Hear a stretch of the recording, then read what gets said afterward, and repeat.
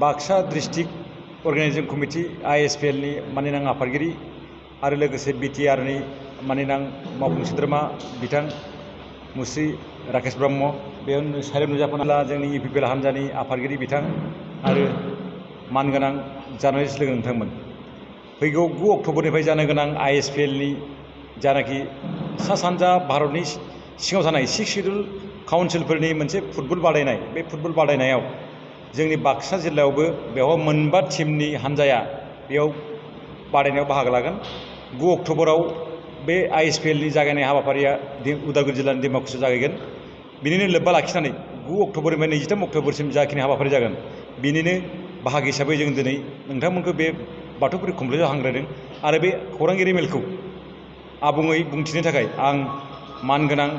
मुस्रि राकेश ब्रह्म बिथांखौ आं खावलायबाय। दा खुलुमबाय निफ्राय जोंनि 23 अक्ट'बरसिम 6 शिड्युल एरियायाव थानाय जोंनि 10टा नर्थ इस्टआव 10टा 6 शिड्युल एरियानि गेजेरजों जों मोनसे फुटबल मेट्च मोनसे लाखिनाय जादों आरो बेवहाय गिबि खेबनि थाखाय जोङो BTR हालामाव बेखौ जोङो खुंफुंनो थाखाय आग बारायगासिनो दङ आरो गिबि खेलायानो जागोन डिमाकुसियाव 9 थारिखआव जागोन अपेनिं सेरेमनि बेनि उनाव 10 अक्ट'बर खालि जोङो बाक्सा डिस्ट्रिक्टनि बाथौपुरि मसलपुराव बे खेलाखौ खुंफुंनो थाखाय आवगायगासिनो दङ जोङो जोंनियाव फार्स्ट खेलायानो जागोन त्रिपुरा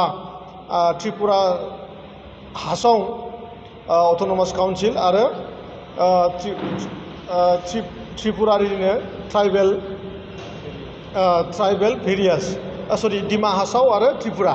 थिग बिदिनो जोंनाव मोनबा खेला जानो थांगासिनो दङ बेखौ आङो बे रोखोमनि बुंनो थांगोन जे गोबाव माने समनिफ्रायनो बेफोरबायदि मोनसे खेला जों मालाबाबो नुफेराखैमोन बा जाफेराखैमोन भारतआवनो बिदि मोनसे खेला 6 शिड्युलाव बिदि जाफेराखैमोन बेखायनो जोङो बेबाराव जोंनि बे हालामाव बे खेलाखौ खुंनाय जों जोबोद माने गासिबो रायजो राजाखौ आपिल खालामदों जे बयबो जाहाथे माने जोगो फैनानै जोंनि जि बे खेला बे खेलायाव जाहाथे पार्टिसिपेट खालामफैयो जोङो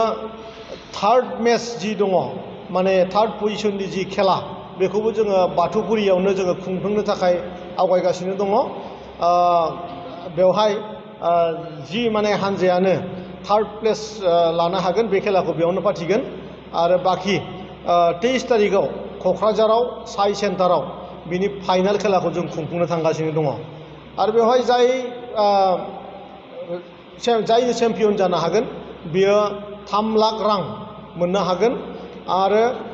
बेजों लोगोसे ट्रफि आरो जाय बेवहाय सेकेन्ड पजिशन लागोन बेयो 2 लाख रां लोगोसेनो ट्रफि आरो थार्ड प्लेसाव 1 लाख रां आरो बेजोंहाय लोगोसेनो ट्रफि आरो बिनि बादैबो मेन अफ द सिरिज मेन अफ द मेट्च बेबायदि गोबां माने फिसा आरो माने प्राइजबो होनाय जागोन जोंनि बाथौपुरियाव जोङो जोंनि माने अपेनिंखौ जि माने अपेनिं सेरेमनि बे अपेनिं सेरेमनिखौ मानगोनां जोंनि मन्त्रि माने जोंनिनो सापागुरि समस्तिनि MLA बिथाङा UG ब्रह्म बिथांखौ जोङो मोननो हादों आरो बेबायदिनो गासैबो माने फरायसा आफादनि माने आदिबासि सात्र हन्थाखौ लानानै बर' फरायसा आफादखौ लानानै आरो बिदिनो आसु थिग बिदिनो आतसु बेफोर गासैबो माने फरायसा आफादफोरखौ लानानै जोङो मोनसे समायना मोनसे थासारि खालामनो जोङो बेवहाय आवगायगासिनो दङ बेनिखायनो आं जोंनि बाक्साल' नङा फुरा BTRनि बर' रायजो राजाफोरखौ बा BTRआव थानाय रायजो राजा माखासेखौ गासैखौबो ज' फैनानै जोंनि बे खेलायाव बाहागो लानो थाखाय आं खावलायदों गोजोन्थों जि जों मिथिखागौ जोंनि BTR हालामाव नट अनलि BTR माने जोंनि बे ट्राइबेल एरिया जिफोर दङ बेवहाय मोनसे माने फुटबलखौ लानानै मोनसे स्पिरिट दङ मोनसे टेन्डेन्सि अराय थायो ब्लाडआवनो दं होनना बुंब्लाबो भुल जाया गतिके बै मोनसे टेन्डेन्सिखौ मोनसे हाई लेभेल माने पजिशन मोनहैनो थाखाय बेजोंनो लोगोसे मोनसे फुटबलखौ स्प्रेड खालामनायनि मोनसे इन्टेनसनजों जोंबो खामानिखौ मावदों आरो नोंथांमोनाव जोङो मालाबानो बार बुंबोगासिनो दंखायो जे फैगौ समाव बिटिआरनिफ्रायनो जोङो जार्मानी आरो स्वीडेन आरो इंलेन्डआव जोङो गोबां प्लेयारफोरखौ जोङो बे बाराव ट्रेनिं होनो थाखाय जोङो थिक थाक खालामनाय जादों बेखायनो फुटबला जाहाथे जोंनि ब्लाडआव मोजाङैनो सार्कुलेट जायो आरो जाहाथे जोंनि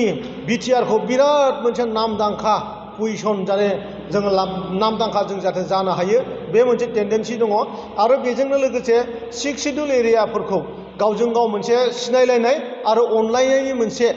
थासारि बानायनाय आरो बेजों लोगोसे जोंनि जि सेंग्राफोर जि माने जौ जुवा ड्राग्सजों जि माने गोदोनानै थानाय जि माने सेंग्रा सिख्लाफोर दङ बिसोरनि गोसोफोरखौ एसे सोलायनो होनो हानाय देहा फाहामनायनि मोनसे मोजां मोनसे जिहेतु जों मिथिखागौ खेलाया मोनसे पार्ट गतिके बेबो जाहाथे थाफायो बेबायदि मोनसे माखासे माने बिजोंखौ लाफानानैनो बे खेलाखौ फाथिनाय जादों आरोखि नायनो हागोन जों बेवहाय चेयार टेबुल आरो टेन्टनिबो बेबस्था खालामनानै होदों गासैबो फैनो हागोन आरो आं खावलायगोन जे जोंनि मसलपुराव बाथौफुरियाव गासैबो रायजो राजाया जाहाथे लोब फैनानै जोंनि खेलाखौ नायफैयो आरोखि जोलुर मोजां मोनग्राफोरनि थाखाय गोजोनथाव खौरां गिबि खेबनि थाखाय बिटिआर हालामाव सेथि खेब ISPL आ खुंफुंजागोन बिटिआर ओनसोलाव लाइमोनफोरखौ जोलुरनि फारसे गोसो बोहोनाय जोलुरखौ जौगाहोनायनि थांखिजों बिटिआर सरकारा बे बादायलायनायखौ खुंफुंनो थिरांथा लादों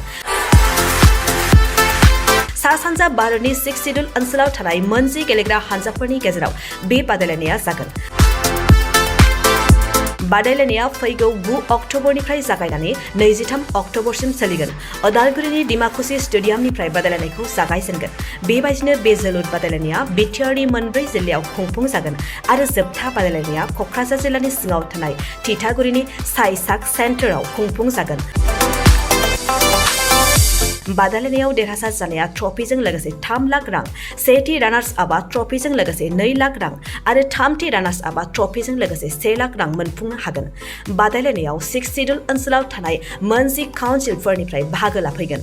फारि बायदियै Tripura tribal areas autonomous council Khasi hills district autonomous council Jaintia hill district autonomous council Garo hills district autonomous council Lai autonomous council Mara autonomous district council Chakma district autonomous council Karbi Anglong autonomous council Dimasa Hasao autonomous council Bodoland territorial region बेखायनो सा-सानजा भारतनि जोलुर गेलेनायखौ मोजां मोनगिरि रायजो राजाफ्रा थिखानाय खालार आरो जायगायाव लैहोर